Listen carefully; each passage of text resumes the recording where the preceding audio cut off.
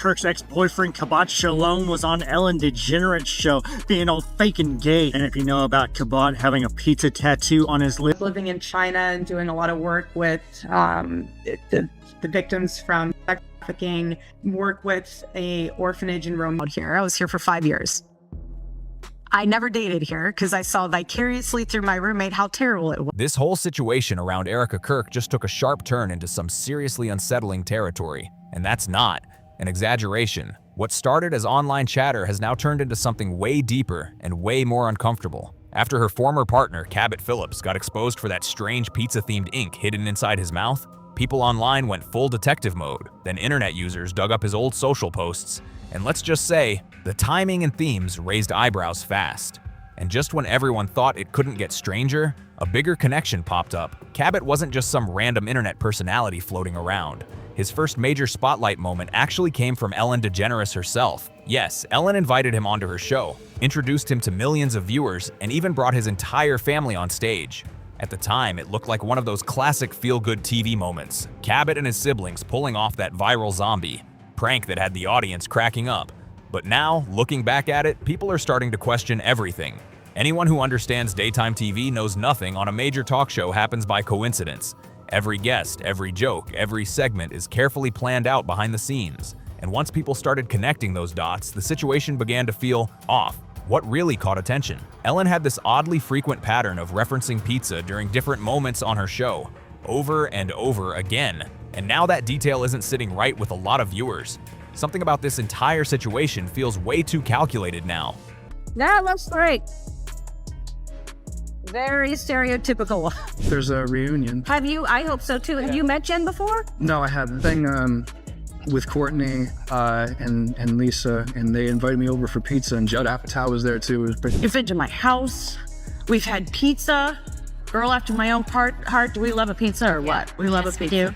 It's so good. So seriously, it doesn't sit right. We're supposed to believe all of this is just random coincidence? Especially when Charlie Kirk once said that pizza was being used as coded language for something much darker behind the scenes. That's not the kind of comment people just brush off like it's nothing. And then there are the whispers about Erika and that orphanage she was reportedly connected to in Romania. The more that detail gets mentioned, the more intense the speculation becomes. People online started connecting dots fast, and the tone of the conversation shifted overnight. But it doesn't stop there. Some former staffers who worked behind the scenes on Ellen's show have started dropping vague hints. They're not saying things directly, but the way they talk about the late DJ, Stephen Twitch boss, has people paying close attention. Some are even questioning whether he may have stumbled onto information he wasn't meant to see. Now the internet is buzzing about possible links between powerful names, strange symbols, and coded phrases floating around for years. Did he witness something unexpected? No. And then as soon as Cabot Phillips, as soon as I saw that picture of him with the pizza thing on his inside of his lip on the internet, I was like, that's her ex-boyfriend. It's like, yeah. And if he did, could that have played any part in what happened afterward? The questions just keep stacking up. Not long after his tragic passing, his widow, Allison Holker, quickly stepped forward to publicly defend Ellen. At the same time, though, some viewers felt about something very controversial, pizza. The narrative shifted in a way that painted Tywitch as struggling more than people realized. That sudden tone change raised a lot of eyebrows online. People weren't just grieving anymore. They were questioning the messaging. By now, this isn't just basic drama about Erika Kirk's past relationships or random internet theories. The tone of the conversation feels heavier, and if even a small part of these claims has any truth to it, then people are looking at a pattern that's been ignored for years because nobody wanted to look too closely. Let's break this down carefully. Start with Cabot Phillips, Erika Kirk's ex, who is now suddenly being pushed into Charlie's former spotlight on the college debate circuit. Before Charlie's shocking removal from the scene, most people barely knew Cabot's name. Now he's everywhere, being presented as the one to carry on Charlie's legacy and teach others how to lead like him. That shift happened fast, and people noticed. Once viewers felt something seemed off, they started digging. That's when more details came out. Cabot didn't just randomly cross paths with Erika. They were crazy idea that I will order pizza, and so if I do, I don't want it to go to waste. Who will eat pizza if I... Jennifer? Yes? Harrison? Turning the Oscars into an everyone's invited dinner party with dinner. What do you think? Julia wants cheese. Who's your favorite movie star? They're here. Who do you want to talk to? And then passing a very famous hat to pay the delivery guy. What do you have, Harvey? 200? This is start. This is start. Your stock just went up. You got some money now with pizza. Reportedly dating. And here's the twist. This allegedly happened during the same time frame Erika publicly claimed she wasn't seeing anyone. It gets even messier. Erika has said she began dating Charlie in 2018 after what she described as a 5-year relationship break. But screenshots don't just appear out of nowhere. In August 2017, there she was, openly flirting with Cabot on Instagram. That timeline has people asking serious questions. The timeline just doesn't add up, and that's exactly why viewers started pressing Erika with serious questions. Who is she really? And why keep denying things when the screenshots and posts are already out there for everyone to see?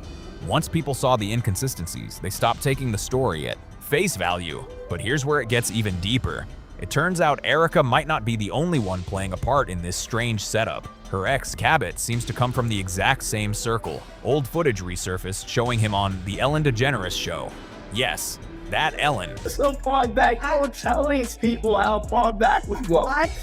I mean, okay. All right, I think they would take those in court. I don't want no problem. No, it's okay. So, hey, so cheers. And considering all the long-running rumors and whispers about her connections to powerful circles in the industry, that detail alone had people doing a double take. In the 2016 clip, Cabot appeared with his brother Barrett and their younger sister Millicent. They were there to talk about a prank that went viral, convincing their sister there was a zombie apocalypse after her wisdom teeth surgery. On TV, it looked like harmless fun. The audience laughed, Ellen laughed, and it played out like classic daytime entertainment. But now, watching it back, viewers say it feels different. People started analyzing every little detail. The way Ellen kept circling back to the pizza joke, the exaggerated crowd reactions, even the camera angles zooming in on Cabot at certain moments. Suddenly, what once seemed lighthearted started to feel oddly staged and overly calculated. And once that thought sets in, it's hard to unsee it. It started to feel like that whole segment wasn't just about getting laughs. It felt bigger than that. And that's where it gets eerie. Not long after— Please welcome Cabot, Barrett, and their 17-year-old sister, Millicent. So how long ago did this happen? I got my wisdom teeth out last Thursday, and so it was my first time ever going under general anesthesia. Wisdom teeth videos, and we thought, what could make it? Cabot's appearance on Ellen, people noticed something strange. His social media pages began shifting almost overnight. Old posts quietly disappeared, and the new content suddenly looked polished, curated, almost like a full rebrand was happening behind the scenes. Around that same time, Erika began popping up in the very same online circles Cabot had just stepped into. Influencer gatherings, private events, fundraisers connected to elite networks. The timing raised eyebrows fast. For viewers following closely, it didn't feel random at all. That's when the puzzle pieces started snapping together in people's minds. Ellen's production team, Cabot's sudden boost, Erika's smooth transition into a public-facing figure everyone was expected to trust. The glow-up felt too perfect, too aligned, too convenient. Then another layer surfaced.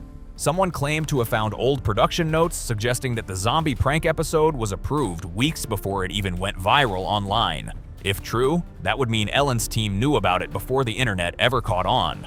That's not just odd. That suggests planning on a whole different level. Now, when you line everything up, Cabot's sudden rise, Erika's perfectly timed story shifts, and the strange patterns— Crazy idea that I will order pizza. And so if I do, I don't want it to go to waste. Who will eat pizza if I— Jennifer, yes, Karen? People keep pointing out about Ellen's guest list. Viewers aren't calling this coincidence anymore. They're calling it coordinated. It doesn't feel random. It feels like a tightly managed narrative playing out in real time. And the deeper people dig, the stranger it starts to look. On the surface, that segment seemed harmless. Just another light, family-friendly, daytime TV moment. A viral prank, some laughs, applause, and everyone moves on. That's what it looked like at first glance. But once you start paying attention to who gets elevated, who keeps appearing in those carefully controlled spaces, and who gets spotlighted again and again, it's harder to brush it off. These platforms aren't random.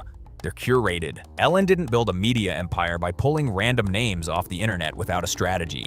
Every guest goes through layers of vetting. Every appearance fits a bigger production plan. That zombie prank episode, some viewers now believe it wasn't just a cute family story. It was Cabot's formal introduction to the mainstream. His official rollout moment, polished, packaged, and perfectly timed. That segment did more than just make people laugh. It polished Cabot's image and presented the entire Phillips family as this picture-perfect all-American crew you were.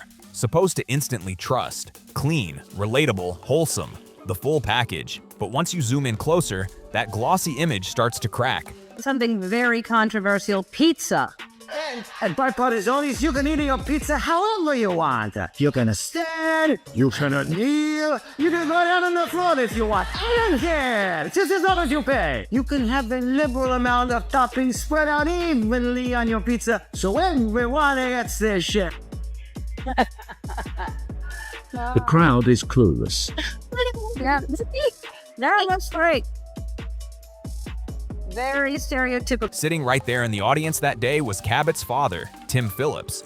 And he's not just some random proud dad clapping in the crowd. Tim has long-standing ties to major political networks, the kind that move inside real power circles. And here's the twist. Erika Kirk's family reportedly has similar high-level connections. That overlap didn't go unnoticed. Then there's Cabot's brother, Barrett Phillips. He later became a minister at a well-known megachurch in Virginia called Cornerstone Chapel. He's even listed publicly as an assistant pastor working with middle school youth. That detail alone had people pausing and looking twice. So now you've got political influence, religious leadership in a large church community, and a perfectly staged national TV debut, all glowing under Ellen's spotlight. Maybe it's harmless. Maybe it's just networking at a high level. But when the same names keep appearing in the same powerful spaces, viewers are naturally going to start asking questions. And honestly, who wouldn't? And just when it feels like the connections can't stack any higher, they do. Because after that Ellen appearance, things didn't just fade into the background. Instead of fading away, everything expanded. Fast. Suddenly, Cabot was everywhere. New interviews, speaking engagements, polished podcast appearances, and a steady climb in visibility that looked way too organized to be random. It felt like someone flipped a switch behind the scenes and decided, this is the guy we're pushing next. The rise didn't look messy or accidental. It looked mapped out. Then came the real twist. The connections between the Phillips family networks and Erika Kirk's growing platform started overlapping in ways that felt deliberate. They were attending the same conferences, showing up in the same faith-based spaces, even getting photographed alongside the same political donors and recognizable public figures. That's when viewers really started side-eyeing the situation. People began asking, was this aligned from the very beginning? Some insiders claim Cabot's sudden popularity wasn't luck at all. There were quiet whispers about coordinated PR strategies, strategic brand partnerships, and sponsorship support linked to those same megachurch circles.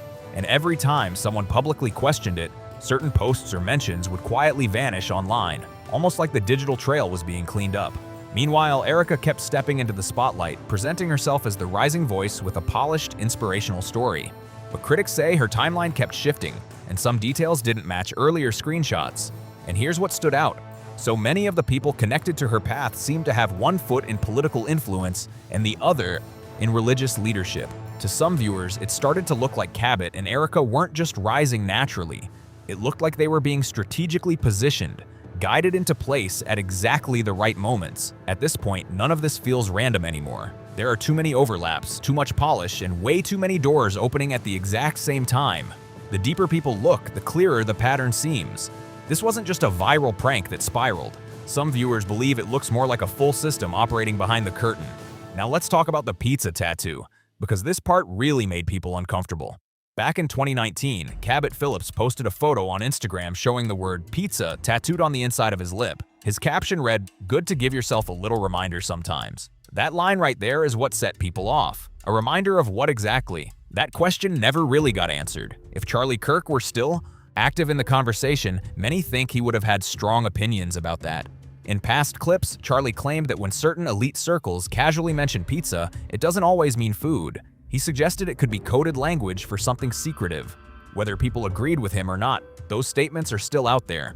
When viewers went back through Charlie's older posts, they found multiple moments where he warned about coded phrases being used in powerful spaces. So when Cabot's tattoo resurfaced, the timing felt strange to some observers, and it didn't stop at the tattoo. Cabot kept referencing it. He posted captions like "Pizza talk is the new pillow talk," which only confused people more. Then he liked a comment under the photo that said, "One bite, everyone knows the rule." That added another layer of mystery that had viewers raising eyebrows. What made it even more intense? People remembered that Ellen herself had moments where pizza became a recurring joke. Think back to the 2014 Oscars when she famously ordered pizzas from Big Mamas and Papas as part of a live bit. At the time, it seemed funny and spontaneous. But now, with all these resurfaced details, some viewers are re-examining those moments in a completely different light. At the time, that Oscars pizza moment was framed as goofy and spontaneous. Just a playful live TV gag, right? But when people rewatch it now, some say it feels awkward, almost forced. The energy doesn't flow naturally. The pauses feel long, the laughter sounds slightly tense, and that's what has viewers looking twice. What really stands out is that Ellen didn't just drop the joke and move on. She kept circling back to pizza in later interviews, skits, and random segments. It slowly turned into a recurring theme. Supporters brushed it off as part of her quirky humor, just another running gag. But now, with everything else resurfacing, some viewers believe it doesn't look random anymore. It looks intentional. People began analyzing the delivery, the exaggerated tone, the odd timing, the nervous laughter that followed certain punchlines. Even the way some celebrity guests reacted, almost like they were in on something, caught attention. It's easy to ignore once, but when it keeps happening, it starts to feel like a pattern instead of a coincidence. At the same time, Cabot wasn't backing away from his own pizza references online. Even after viewers questioned the tattoo, he leaned into it harder, posting memes, liking pizza-related comments, dropping subtle captions that looked harmless on the surface but felt carefully chosen. It didn't look accidental. To some observers, it felt like he wanted people to notice, but not fully understand.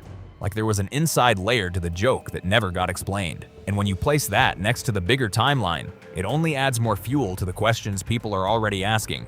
What really made people uneasy was how similar the circles around Cabot and Ellen appeared to be. Both seemed connected to the same mix of political insiders, media strategists, and polished PR teams with flawless public images.